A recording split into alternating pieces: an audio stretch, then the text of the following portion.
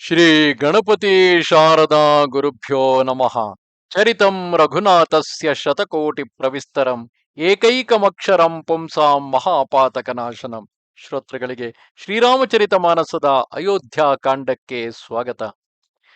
ಸುಮಂತ್ರನು ಶ್ರೀರಾಮ ಲಕ್ಷ್ಮಣ ಸೀತೆಯರನ್ನು ಹಿಂದಕ್ಕೆ ಕರೆದುಕೊಂಡು ಹೋಗಬೇಕೆಂದು ಇನ್ನಿಲ್ಲದ ಪ್ರಯತ್ನ ಮಾಡುತ್ತಾನೆ. ದಶರಥನೂ ಕೂಡ ಅವರನ್ನು ಕಾಡಿನಲ್ಲಿ ಸುತ್ತಿಸಿ 4 ದಿನ ಗಂಗೆಯ ಸ್ನಾನ ಮಾಡಿಸಿ ಸಾಧ್ಯವಾದರೆ ಕರೆದುಕೊಂಡು ಬಾ ಎಂದೇ ಹೇಳಿ ಕಳುಹಿಸಿರುತ್ತಾನೆ. ಆದರೆ ದೃಢ ನಿಶ್ಚಯ ಮಾಡಿದ ರಾಮ ಲಕ್ಷ್ಮಣರು ವನವಾಸಕ್ಕೆ ಶೃಂಗವೇರಪುರದಲ್ಲಿಯೇ ಗಂಗೆಯನ್ನು ದಾಟುವ ಮುನ್ನವೇ ಸಿದ್ಧವಾಗುತ್ತಿದ್ದಾರೆ. ಕನಿಷ್ಠ ಸೀತೆಯನ್ನಾದರೂ ಕರೆದುಕೊಂಡು ಹೋಗಬೇಕೆಂಬ ಸುಮಂತ್ರನ ಪ್ರಯತ್ನ ಫಲಿಸದೆ ಹೋಗುತ್ತದೆ.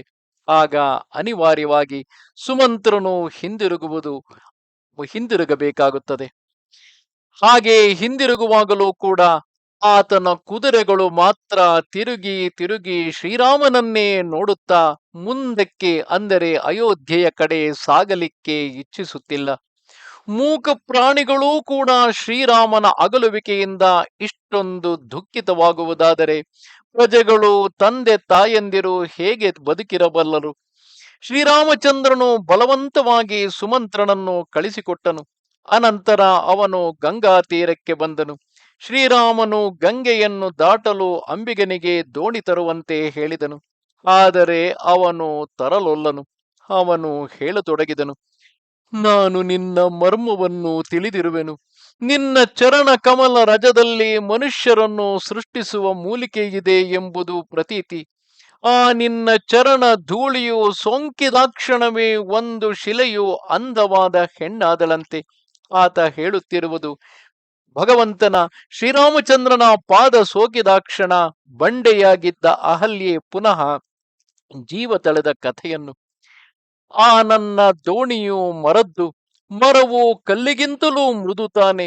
ನನ್ನ ನಾವೆಯೂ ಕೂಡ ಮುನಿ ಸ್ತ್ರೀಯಾದರೆ ನಾನು ಕೆಟ್ಟಂತೆಯೇ. ಈ ದೋಣಿಯಿಂದಲೇ ನನ್ನ ಕುಟುಂಬದ ಹೊಟ್ಟೆ ತೊರೆಯುತ್ತಿದೆ. ಬೇರೆ ಯಾವ ಕಸುಬು ನನಗಿಲ್ಲ. ಆದ್ದರಿಂದ ಹೇ ಪ್ರಭುವೆ, ನೀನು ನದಿ ದಾಟಬೇಕಾದರೆ ಮೊದಲು ನಿನ್ನ ಚರಣ ಕಮಲಗಳನ್ನು ತೊಳೆಯಲು ಅನುವು ಮಾಡಿಕೊಡು.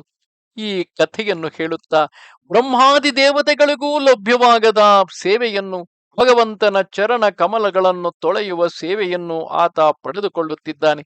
ಸ್ವಾಮಿ, ನಿನ್ನ ಪಾದ ಪದ್ಮಗಳನ್ನು ತೊಳೆದ ತರುವಾಯವೇ ನಿಮ್ಮನ್ನು ದೋಣಿಯೊಳಗೆ ಹತ್ತಿಸುವೆನು.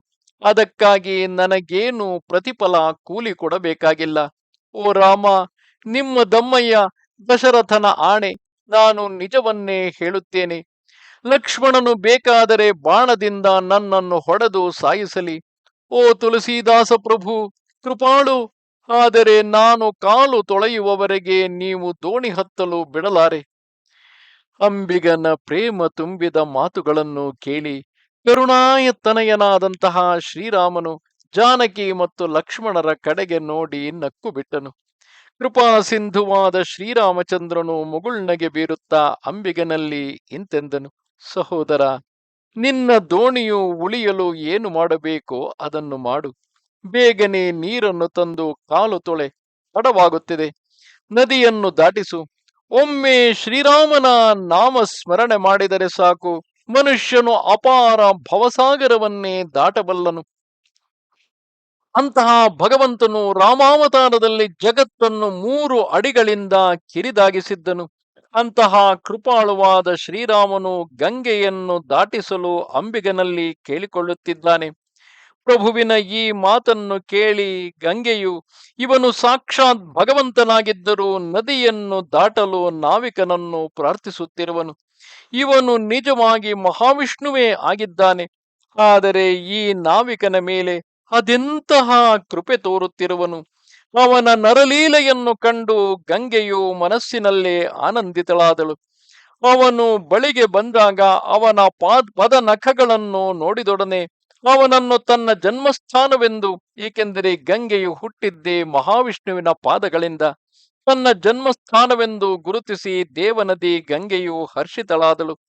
ಶ್ರೀರಾಮನ ಅಪ್ಪಣೆಯಂತೆ ಅಂಬಿಗನು ಮೊರದ ಮೊರಗಿನಲ್ಲಿ ನೀರು ಮೊಗೆದು ತಂದನು. ಅತ್ಯಂತ ಆನಂದ ಹಾಗೂ ಅನುರಾಗದಿಂದ ತುಂಬಿದವನಾಗಿ ಆ ನಾವಿಕನು ಭಗವಂತನ ಚರಣಗಳನ್ನು ತೊಳೆಯತೊಡಗಿದನು. ದೇವತೆಗಳು ಕೂಡ ಆ ಅಂಬಿಗನ ಭಾಗ್ಯವನ್ನು ಕೊಂಡಾಡುತ್ತಾ ಹೂವಿನ ಮಳೆಗರೆದರು. ಶ್ರೀರಾಮಚಂದ್ರನ ಚರಣಗಳನ್ನು ತೊಳೆದು ಪರಿವಾರ ಸಮೇತ ಆ ಪಾದೋದಕವನ್ನು ಆ ನಾವಿಕನು ಪ್ರಾಶನ ಮಾಡಿದನು. ಅದರ ಪುಣ್ಯ ಪ್ರಭಾವದಿಂದ ಅಂಬಿಗನು ತನ್ನ ಪಿತೃಗಳನ್ನು ಭವಸಾಗರದಿಂದ ಪಾರು ಮಾಡಿದನು. ಅನಂತರ ಆನಂದದಿಂದ ಶ್ರೀರಾಮಚಂದ್ರನನ್ನು ಗಂಗೆಯ ಆಚೆಯ ದಡಕ್ಕೆ ಕೊಂಡೊಯ್ದನು. ನಿಷಾದ ರಾಜನಾದ ಗುಹ, ಲಕ್ಷ್ಮಣ, ಸೀತೆಯೊಂದಿಗೆ ಶ್ರೀರಾಮನು ದೋಣಿಯಿಂದ ಇಳಿದು ಭಾಗೀರಥಿ ತೀರದ ಮಳಲಲ್ಲಿ ನಿಂತುಕೊಂಡನು. ಆಗ ಅಂಬಿಗನು ದೋಣಿಯಿಂದ ಇಳಿದು ಬಂದು ಶ್ರೀರಾಮನಿಗೆ ದಂಡವತ್ ಪ್ರಣಾಮ ಮಾಡಿದನು.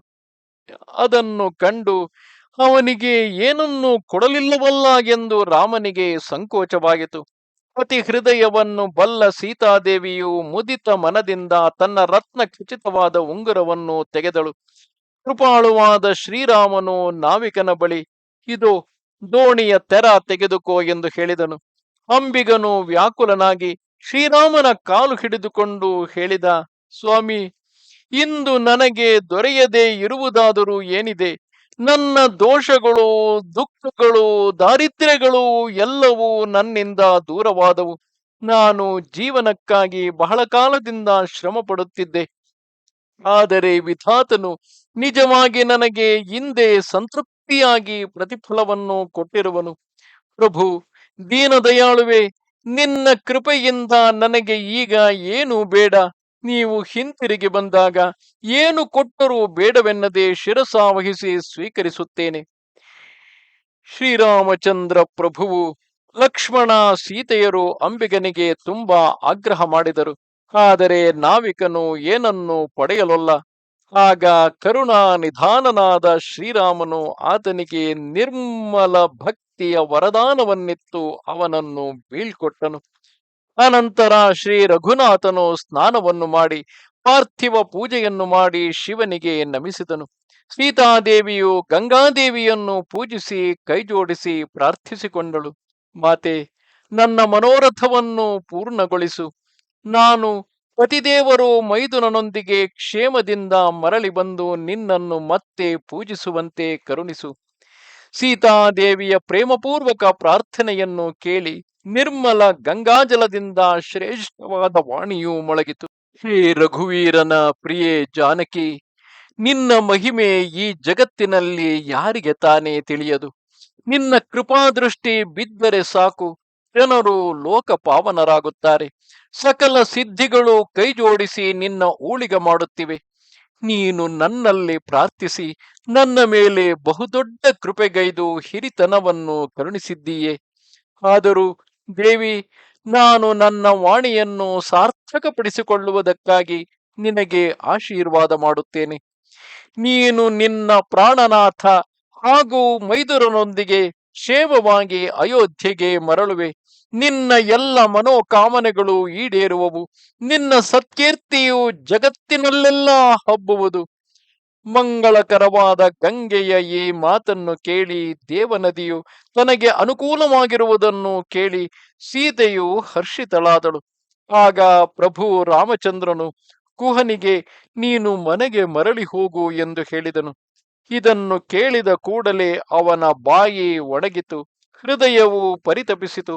ಕುಹನು ಕೈಜೋಡಿಸಿಕೊಂಡು ದೀನನಾಗಿ ಇಂತೆಂದನು, ಓ ರಘುಕುಲ ಶಿರೋಮಣಿ, ನನ್ನ ಬಿನ್ನಹವನ್ನು ಲಾಲಿಸು. ನಾನು ಕೆಲ ದಿನ ನಿಮ್ಮ ಜೊತೆಗಿದ್ದು ನಿಮಗೆ ದಾರಿ ತೋರುತ್ತಾ ನಿಮ್ಮ ಪಾದ ಪದ್ಮಗಳ ಸೇವೆ ಮಾಡಿಕೊಂಡಿರುತ್ತೇನೆ. ನೀವು ನೆಲೆ ನಿಲ್ಲುವ ಕಾಡಿನಲ್ಲಿ ಪರ್ಣಕುಟಿಯನ್ನು ಕಟ್ಟಿಕೊಡುವೆ. ಅನಂತರ ಪ್ರಭುಗಳು ಅಪ್ಪಣೆ ಕೊಟ್ಟಂತೆ ನಡೆದುಕೊಳ್ಳುವೆ ಎಂದು ಪ್ರಮಾಣ ಮಾಡಿ ಹೇಳುತ್ತೇನೆ. ಅವನ ಸಹಜವಾದ ಪ್ರೇಮವನ್ನು ನೋಡಿ ಶ್ರೀರಾಮಚಂದ್ರನು ಅವನನ್ನು ಜೊತೆಗೆ ಬರಲು ಅನುಮತಿಯಿತ್ತನು. ಇದರಿಂದ ಗುಹನಿಗೆ ತುಂಬಾ ಆನಂದವಾಯಿತು. ಅವನು ತನ್ನ ಜಾತಿಯ ಜನರೆಲ್ಲರನ್ನು ಕರೆಸಿ ಅವರನ್ನು ಸಂತೋಷಪಡಿಸಿ ಅವರವರ ಮನೆಗಳಿಗೆ ಬೀಳ್ಕೊಟ್ಟನು. ಅನಂತರ ಪ್ರಭು ರಾಮಚಂದ್ರನು ಗಣಪತಿ, ಶಿವ ಇವರನ್ನು ಸ್ಮರಿಸಿ ಗಂಗಾದೇವಿಗೆ ತಲೆಬಾಗಿ ಸಖನಾದ ನಿಷಾದ ರಾಜ ಲಕ್ಷ್ಮಣ ಸೀತಾದೇವಿಯೊಂದಿಗೆ ಕಾಡಿಗೆ ತೆರಳಿದನು. ನಮಸ್ತೆ ಶಾರದೆ ದೇವಿ ಕಾಶ್ಮೀರ ಪುರವಾಸಿನಿ ತ್ವಾಮಹಂ ಪ್ರಾರ್ಥಯೇ ನಿತ್ಯಂ ವಿದ್ಯಾದಾನಂಚ ದೇಹಿಮೆ. ನಮಸ್ಕಾರ. श्रीरामचन्द्र कृपाल भज मन हरण भव भय दारुणं. श्रीरामचन्द्र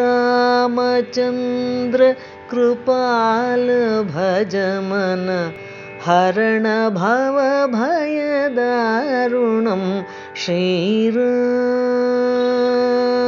श्रीराम श्रीराम श्रीराम श्री